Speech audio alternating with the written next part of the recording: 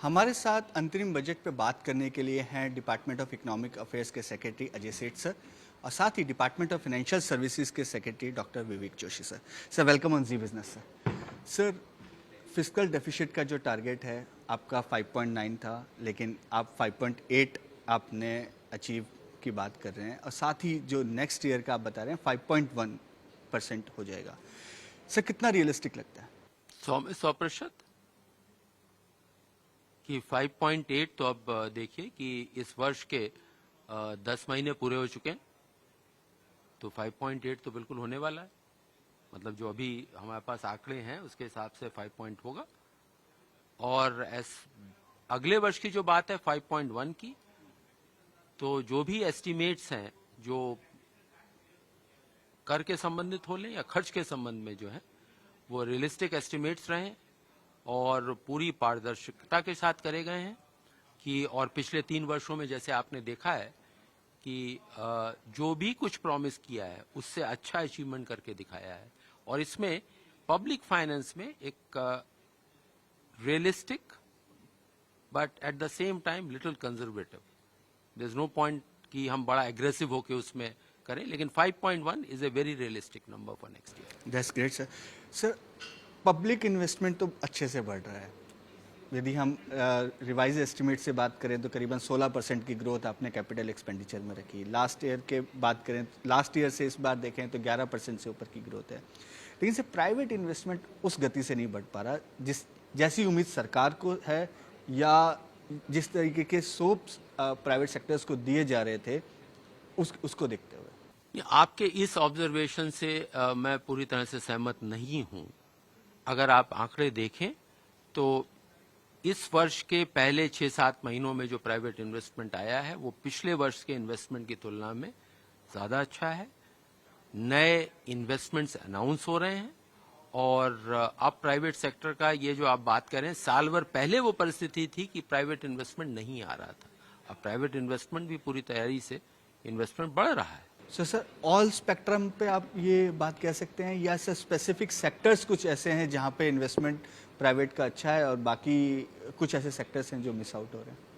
देखिए, इसमें इस छोटी सी वार्तालाप में कुछ हर सेक्टर वाइज तो जाने का संबंध नहीं है, लेकिन अगर मैक्रो लेवल पे देखें तो private sector is reviving. It is not just जो कारपोरेट सेक्टर है, बल्कि हाउसिंग में जहां पर आम आदमी जो इन्वेस्ट करता है, लोग अपना घर बनाते हैं या बिल्डर बनाता है उनसे खरीदते हैं, हाउसिंग सेक्टर में इन्वेस्टमेंट हो रहा है। जैसे अगर आप देखें कि हाउसिंग के लिए क्रेडिट ग्रोथ रेट क्या है, वहां से नजर आता है कि इन्वेस्टमेंट हो रहा है। तो जो इन्वेस्टमेंट की जहां पर हम बात करते हैं तो एक सरकार का इन्वेस्टमेंट, फिर प्राइवेट बड़े कारपोरेट्स का इन्वेस्टमेंट, हाउस होल्ड में जो घर बनाते हैं घर का इन्वेस्टमेंट, और जो एमएसएमई है वो भी हाउस होल्ड में काम करती हैं।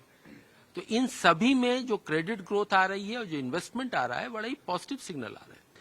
विवेक सर, मैं आपके पास आना चाहूँगा। सर बैंक फाइनेंस की ग्रोथ आप कैसे देख रहे हैं? स्पेशली सर यदि हम ग्रीन एनर्जी की बात करें, एक नया सेगमेंट है, सनराइज सेक्टर है, किस तरीके की सपोर्ट आपको लगता है कि finance department of financial services की तरफ से इस सेक्टर को हो सकती है? जो फाइनेंस अगर हम देखें तो बैंकिंग सेक्टर का जो क्रेडिट है वो तकरीबन 17-18% ईयर ऑन ईयर बढ़ रहा है। और उसमें ये जो ग्रीन सेक्टर आप कह रहे हैं वो काफ़ी महत्वपूर्ण है और बैंकों का उसमें काफ़ी फोकस भी है। कुछ बैंकों ने तो अपने वर्टिकल्स क्रिएट कर लिए हैं who are dealing with this sector only. Budget में भी जैसे रूफटॉप सोलर पे बात की गई है, ईवी पे चर्चा की गई है। तो इन सभी को देखते हुए काफ़ी अच्छा स्कोप है और इसमें जो सरकार का कमिटमेंट है उसको पूरा करने के लिए बैंकिंग डिपार्टमेंट और डिपार्टमेंट ऑफ बैंकिंग सर्विसेज और बैंक्स लगे हुए हैं।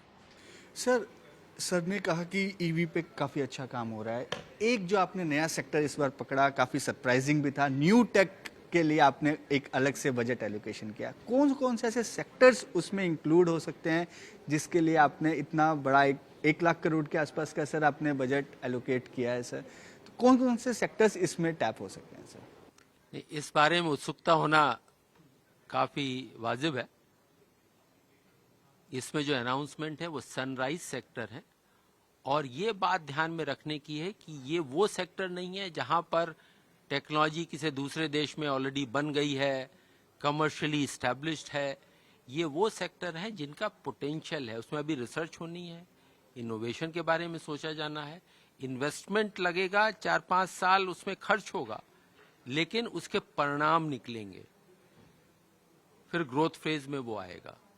वो काम प्राइवेट सेक्टर बड़े अच्छे से कर सकता है, लेकिन उसका करने के लिए उसे लॉन्ग टर्म, लो कॉस्ट और मॉडरेट कॉस्ट में पैसे की जरूरत पड़ेगी। तो प्राइवेट सेक्टर उस क्षेत्रों में जा सके, उन सनराइज सेक्टर में जहां पर रिसर्च और इनोवेशन की जरूरत है, उसमें ये प्रावधान है। और अभी सरकार सभी स्टेक होल्डर से बात करके और फिर इसके बारे में स्कीम की डिटेल्स लाएगी।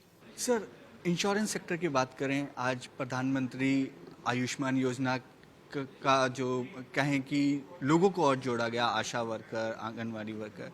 सर, यदि इसके साथ साथ कैप भी बढ़ा देते, 5 लाख से यदि 10 लाख कर देते या 5 लाख से 15 लाख कर देते, तो बहुत ज़्यादा सर फिस्कल बोझ नहीं पड़ता सर। तो जो आज अनाउंसमेंट किया है, पहले उस पर चर्चा कर लें कि उसमें आंगनवाड़ी वर्कर और आशा वर्करों को कवर किया गया, जो कि हमारे लास्ट माइल वर्कर हैं, ऑनरेरी वर्कर हैं, तो उनको कवर करके एक अच्छा संदेश दिया गया है। और जो आप कह रहे हैं कि 5 लाख के ऊपर कर लें या और लोगों को कवर कर लें, तो बहुत से स्टेट गवर्नमेंट ऑलरेडी इस तरह का करते हैं। 5 लाख का कवर तो आयुष्मान भारत के अंतर्गत सेंट्रल गवर्नमेंट के द्वारा दिया जाता है, फिर बहुत से स्टेट गवर्नमेंट इसमें टॉप अप करते हैं, तो वो इस तरह से कार्यक्रम चल रहा है। सर, इसके साथ साथ यदि हम बात करें आईएफएससी के लिए, आपने एक अनाउंसमेंट करी कि वहाँ पे सॉवरेन फंड्स का जो है उसका टेन्योर बढ़ाया गया। सर, ओवरऑल आपको क्या लगता है सर, आईएफएससी जो 2014 में था, 2024 में एनएससी की वहाँ पे एसजीएक्स से ट्रेडिंग स्टार्ट हो गई, और क्या बड़ा रोड मैप वहाँ के लिए आपको लगता है कि जिससे वहाँ की एक ग्रोथ हो सके और एक कंपटीशन वो दुबई, सिंगापुर, हांगकांग को दे सके? नहीं, अभी तो मुझे कई दफे गिफ्ट सिटी में जाने का मौका मिला है, और अभी जब वाइब्रेंट गुजरात समिट हुई थी पिछले महीने, तब भी गया था। और गिफ्ट सिटी में बड़ा ही तेजी से काम हो रहा है, और नई नई कंपनियां, जो फाइनेंशियल सेक्टर की जो संस्थाएं हैं, वो वहां पर आ रही हैं। और अभी 4-5 दिन पहले ही डायरेक्ट लिस्टिंग वहां पर सरकार ने करी है। उसके लिए रूल्स जो हैं वो फेमा के रूल्स बन गए हैं, कंपनीज एक्ट के जो नियम बनने थे उसे भी लागू कर दिया गया है। तो एक नया रास्ता खोला गया है। तो एक उदाहरण है कि नए जो आयाम निकले हैं। इसी तरह से कुछ महीने पहले जो सिंगापुर एक्सचेंज और गिफ्ट सिटी का जो एक्सचेंज है, इनका करके जो पहले निफ्टी का बाहर डेरिवेटिव्स पे बाहर व्यापार होता था, ट्रेडिंग होती थी डेरिवेटिव्स के ऊपर, वो अब यहाँ पर गिफ्ट सिटी में होने लगी है। अभी कुछ ही दिन पहले आपको ध्यान हो कि वित्त मंत्री ने एक मीटिंग करी थी, जो ग्लोबल कैपेसिटी सेंटर्स हैं, वो किस तरह से उन्हें किस तरह की सपोर्ट की जाए। उसमें गुजरात गवर्नमेंट ने भी अपना बड़ा स्पष्ट तौर पे कहा है क्या क्या उसमें सहूलत देने को तैयार हैं। और वहाँ पर गिफ्ट सिटी और इप्सा वाले भी उसमें जो थे अधिकारी लोग, उन्होंने बात करी है। तो बड़ा ही चतुर्मुखी विकास, और जैसा कि बजट में अनाउंस हुआ है कि फॉरेन कैपिटल को और जो फाइनेंशियल सर्विसेज हैं, जो आज की तारीख में हिंदुस्तान की अर्थव्यवस्था और अर्थव्यवस्था के में जो काम करने वाले हैं, वो बाहर से वो सर्विसेज लेते थे, वो गिफ्ट सिटी से मिल सके। और आने वाले वर्षों में अगर मैं एक उदाहरण दे सकूं,